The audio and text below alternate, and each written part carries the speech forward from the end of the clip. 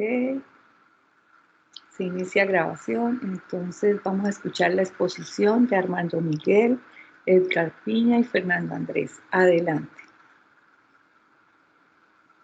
Buenos días a todos, buenos días profesora. Hoy vamos a exponer la teoría de grafos y los conceptos de grafo dirigido y no dirigido. Bueno, un grafo es un conjunto finito no vacío de vértices y aristas que se denota de la manera G es igual a B, E, donde B son los vértices y las E son las aristas o edges en inglés. Se toma como ejemplo para ilustrar de mejor manera este concepto las calles y las intersecciones. Las intersecciones funcionan como vértices y las calles como aristas. Las aristas son denotadas por los dos vértices que la conforman. Ejemplo, AB. En las teorías de grafos, AB es la misma arista que BA. Para cualquier arista en un grafo, los vértices que la conforman se llaman terminaciones, por lo que A y B, como se dije en el ejemplo anterior, son adyacentes, es decir, cuando dos aristas tienen por lo menos tienen un vértice o terminación en común, se les llaman adyacentes. Los grados de un vértice son la cantidad de aristas adyacentes a esta y se denota de la forma D sub B o sea, D viene de degree, que significa grado en inglés. Cuando un vértice es grado 0 es porque esta está aislada o no tiene ninguna arista que esté conectada a esta. Bueno, aquí tenemos un ejemplo donde se ilustra de mejor manera, donde se ve, como dije, el vértice aislado, se ve las terminaciones de E, se muestran unos vértices adyacentes. Adelante. Bueno, ahora pasamos a definir lo que es un grafo dirigido. Que un grafo dirigido no es más que un grafo donde las aristas de esta tienen una dirección asociada, donde cada arista A, B, el vértice A es la cola, o como siguiendo el ejemplo de las calles e intersecciones, sería donde empieza nuestra calle, y el vértice B es la cabeza o donde termina nuestra calle. Cabe recalcar que por la dirección que tiene la arista, sus vértices no son adyacentes recíprocamente, donde A es adyacente a B, pero B no es adyacente a por la dirección asociada a la arista. El grado de entrada de un vértice en un grafo dirigido son las aristas con A en la cabeza.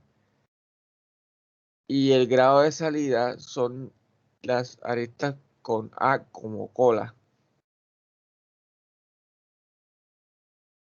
Bueno, ahí podemos ver las que sí son adyacentes por la que está en la parte superior izquierda, donde tienen asociada o donde se tienen en común el vértice que está cerca de la D.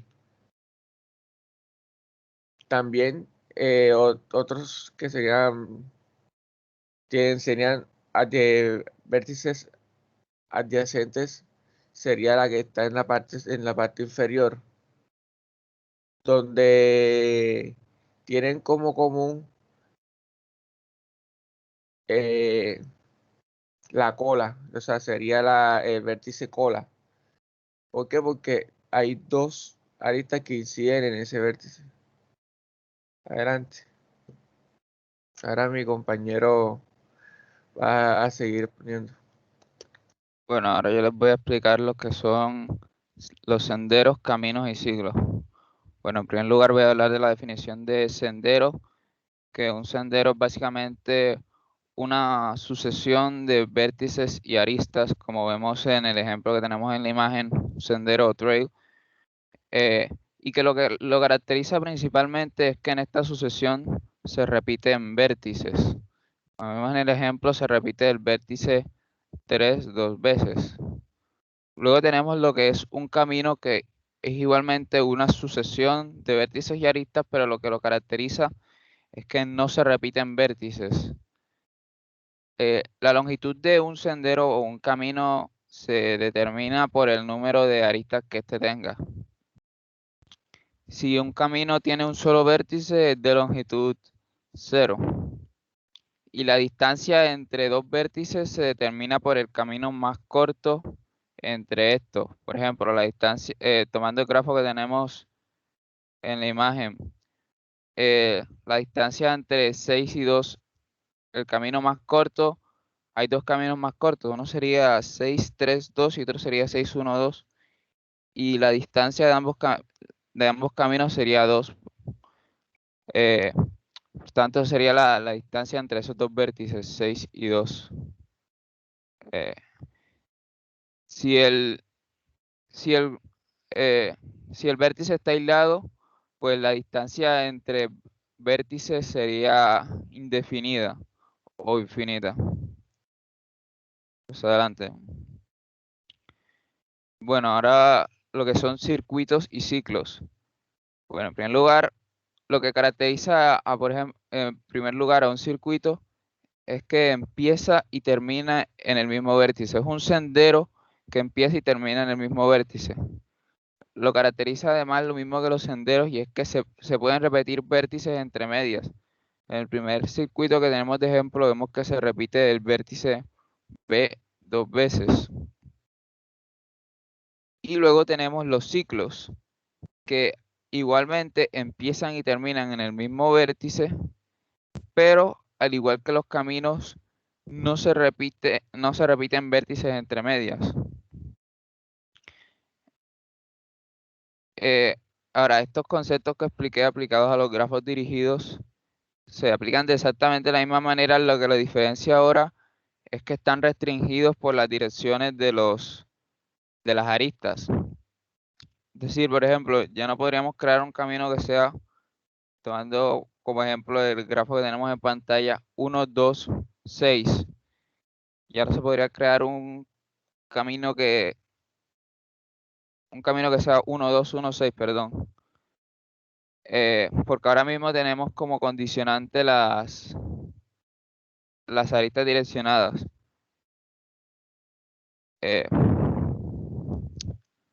Bueno, ahora voy a explicar lo que es la matriz de adyacencia.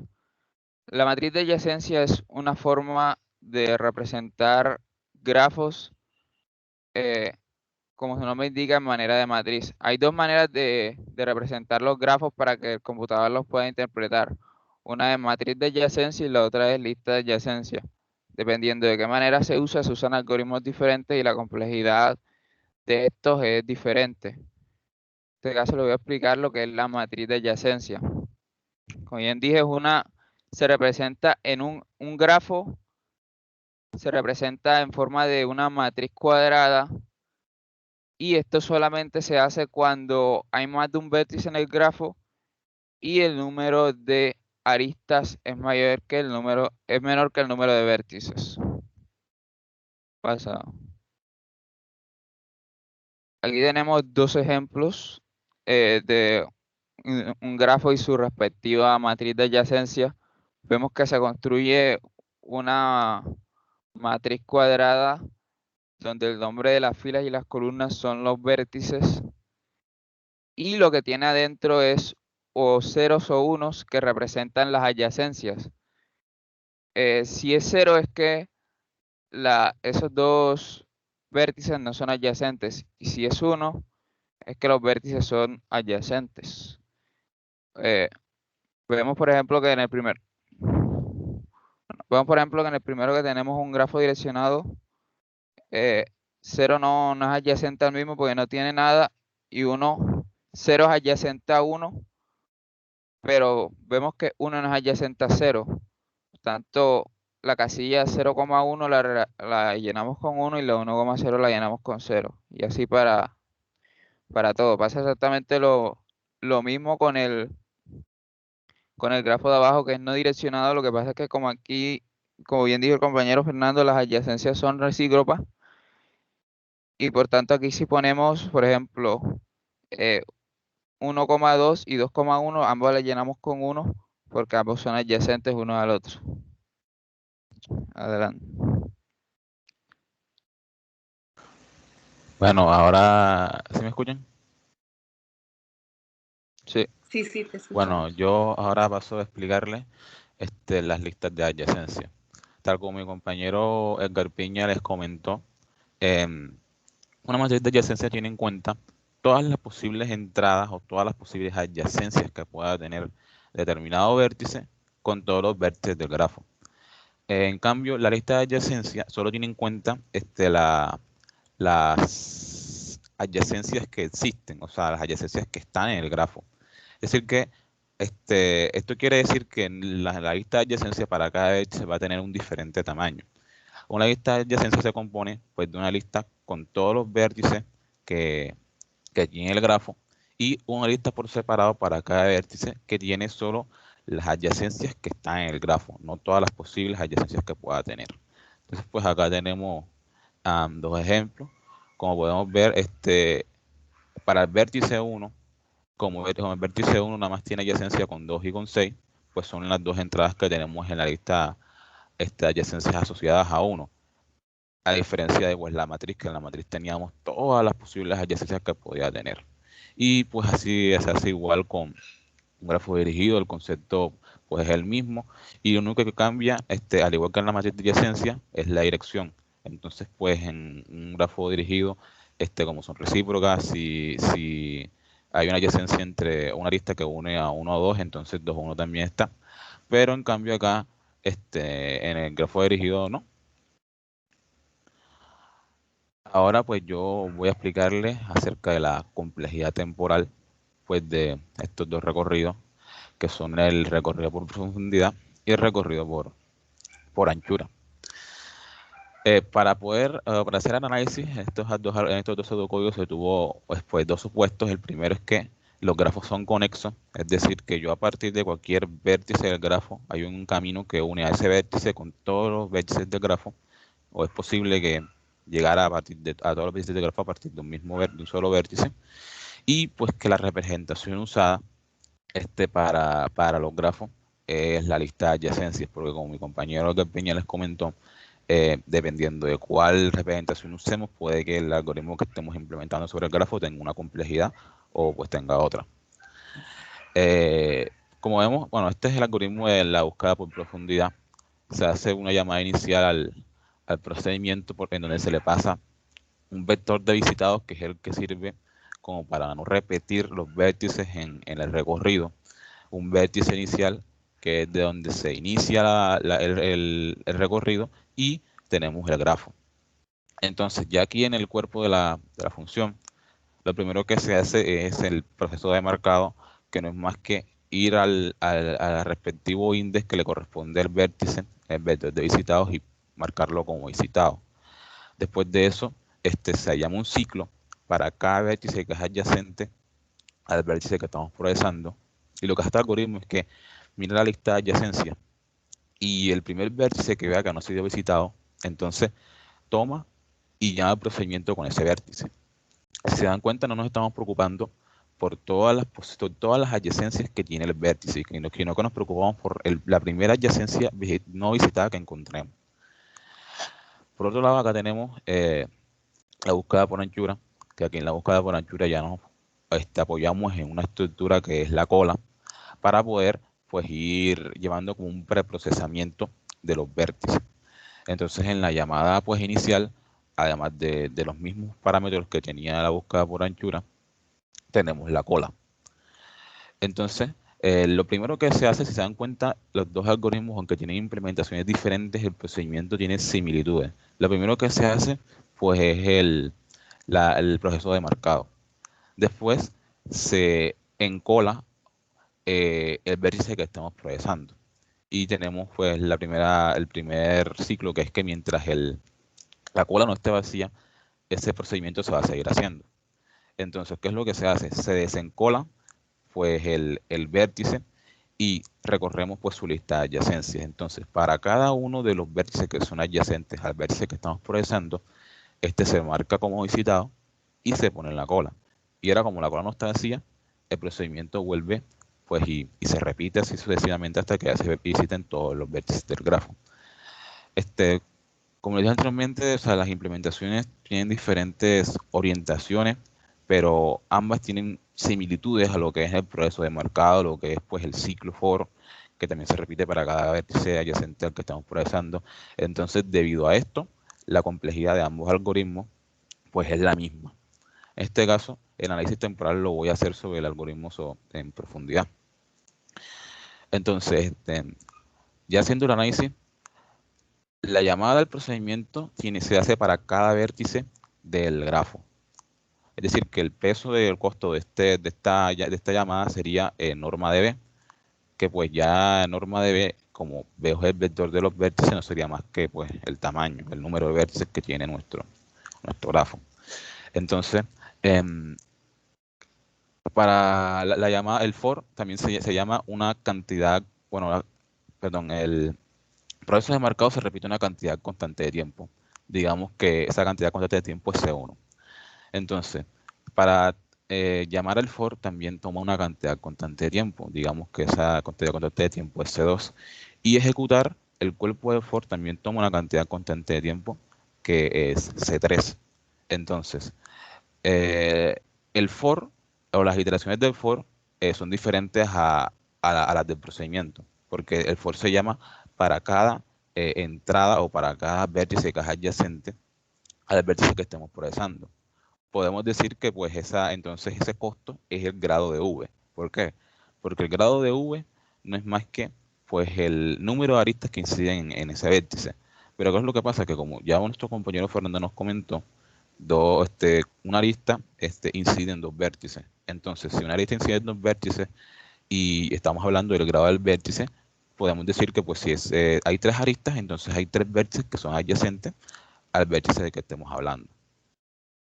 Entonces ya acá pasamos con la fórmula matemática, que sería pues sumatoria de V, que pertenece a V mayúscula, de C1, que es el proceso de marcado, más C2, que es la llamada del for, y C3, que es el cuerpo de for, multiplicado por el grado de V. Hay que tener en cuenta el grado de V, porque esta sumatoria, cuando ya la apliquemos, vamos a poder pues resolverla con este teorema que tenemos acá, que es el que nos dice que la sumatoria de V, que pertenece a V mayúscula, del grado de V, es 2 veces la norma D, y la norma D no es más que pues el número de aristas que tiene el grafo. Entonces, pues aplicamos acá la sumatoria, que daría C1 por norma de B más C2 más C3, que multiplica pues a esta expresión, que acá ya tenemos la fórmula o el teorema con el cual poder resolverla. Y nos quedaría pues ya acá esta expresión, que la pudiéramos desarrollar más, pero a la final esa complejidad temporal va a ser Big-O norma de B más norma D, que en este caso pues es lineal. Pues acá ya tengo un poquito más de explicación acerca de cómo funcionan los algoritmos, pero lo que más me interesa es esto de acá abajo, que pues, así como la profe nos había explicado en otras clases, la complejidad temporal va de mano de la espacial muchas veces, y pues este también es el caso acá en estos dos algoritmos que estoy analizando, porque pues la complejidad es lineal o es Big-O norma de B más norma de D si la estructura que se utiliza para representar el grafo es una lista de adyacencias, pero si yo utilizo una matriz de adyacencias, ya esa complejidad se vuelve B cuadrado o Big-O B por B. Bueno, profe, eso es todo lo que teníamos para el día de hoy. Muchas gracias. Ok, muy bien. Es excelente. Esa es la complejidad. Es del orden n y si es matricial es del orden n cuadrado. Así es. Exactamente. Muy bien. Muchas gracias al grupo. Voy a detener la grabación.